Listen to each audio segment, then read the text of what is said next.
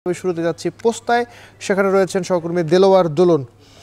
দোলন, আপনি নিশ্চয়ই আমাকে শুনতে পাচ্ছেন। জানাবেন যে আমরা যতটুকু জানতে পেরেছি যে গত দুদিনে লক্ষ্যমাত্রা যেটি, সেই লক্ষ্যমাত্রা পূরণ হয়নি পোস্তায়, এবং একই সাথে চামড়া সংগ্রহের ক্ষেত্রেও আমরা বেশ ধীর গতি দেখেছি। আজ তৃতীয় দিন।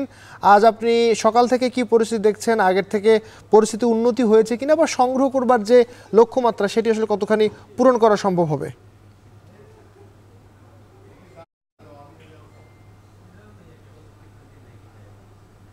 তৃতীয় দিনের মতো চলছে চামড়া সংগ্রহের কাজ। প্রথম দিনেই ৮০% মতো চামড়া সংগ্রহ করেছেন বলে আমরা জেনেছি। তবে আজকে তৃতীয় দিনে আমরা সকাল থেকে এখানে অবস্থান করছি, তাতে কিন্তু আমরা খুব বেশি যারা রয়েছেন চামড়া নিয়ে আসেন বা এখানে যে চিরচেনা যে রূপটি ছিল সেটি নেই বললেই চলে।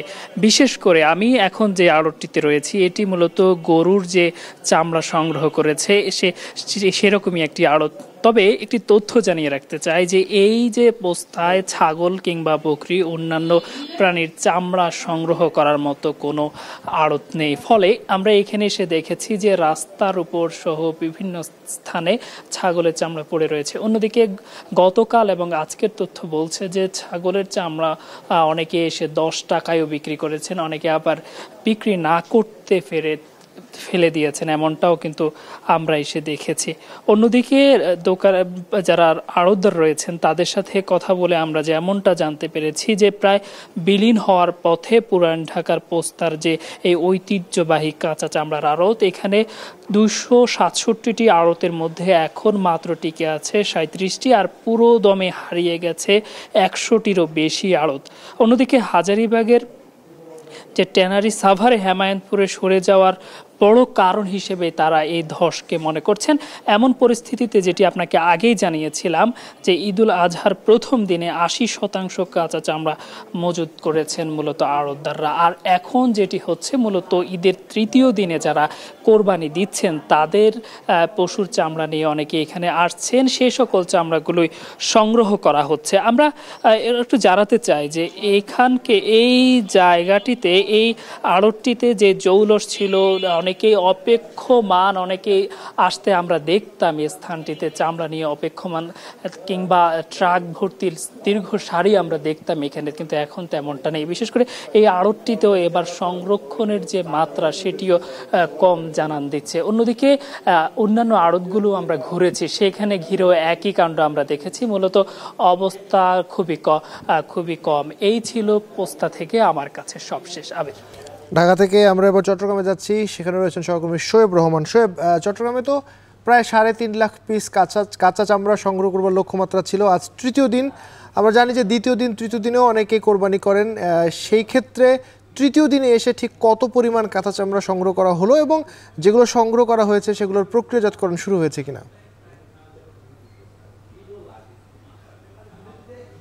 আবির, চট্টগ্রামে মূলত এরই মধ্যে যেটি বলছিলেন 3.5 লাখের মতো চামড়া সংগ্রহের লক্ষ্যমাত্রা নির্ধারণ করা হয়েছে, এবং দ্বিতীয় তৃতীয় দিন কোরবানির যে সংখ্যা, সেটির সংখ্যা আসলে খুবই কম।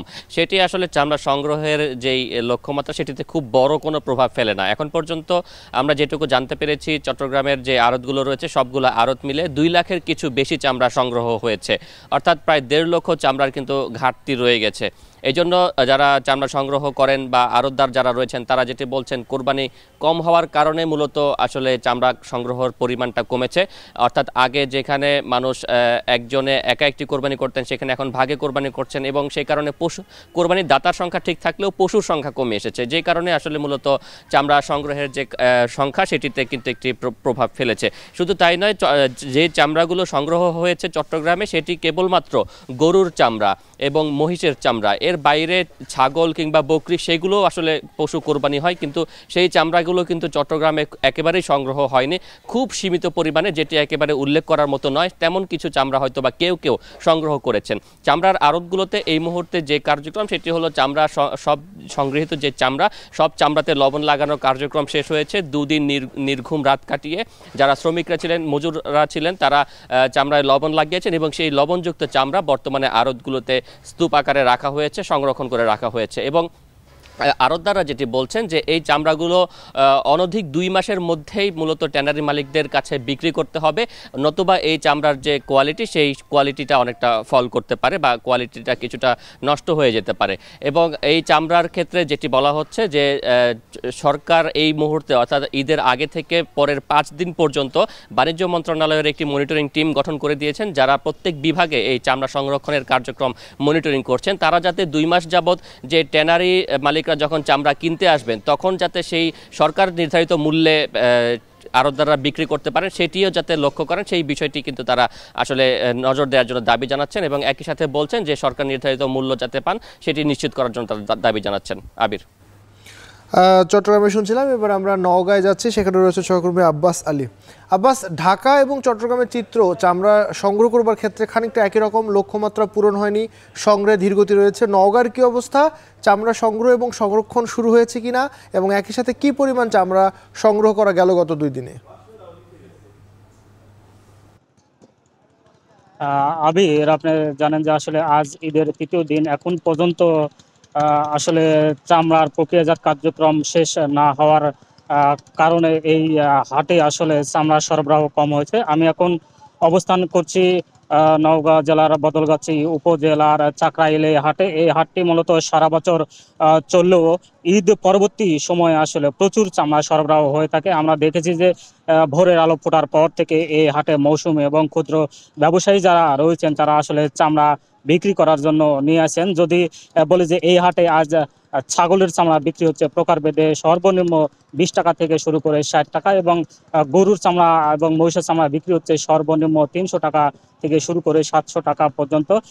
ক্ষুদ্র ব্যবসায়ী বা মৌসুমী ব্যবসায়ীদের সঙ্গে কথা বলে আমরা যেমনটি জেনেছি যে আসলে গত বছরের তুলনায় এবছর পারিশ্রমিকতা যারা মজুরি রয়েছেন এবং লবণের দাম কিছুটা বেশি হওয়ার কারণে তাদের লাভ কিছুটা কম হচ্ছে। অর্থাৎ একটি ছাগলের চামড়া যদি 10 থেকে 15 টাকা পিস হিসেবে তারা কিনে, সেখানে কমপক্ষে 20 থেকে 25 টাকা খরচ করে প্রক্রিয়াজাত করতে হচ্ছে। এতে করে তারা এই চামড়াটি বিক্রি করছেন 5 থেকে 60 টাকা লাভে। অপরদিকে গরুর চামড়াতেও ঠিক লবণ এবং যারা শ্রমিক রয়েছেন তাদের খরচটাও কিছুটা বেড়েছে। এই কারণে আসলে লাভ কিছুটা কম হচ্ছে।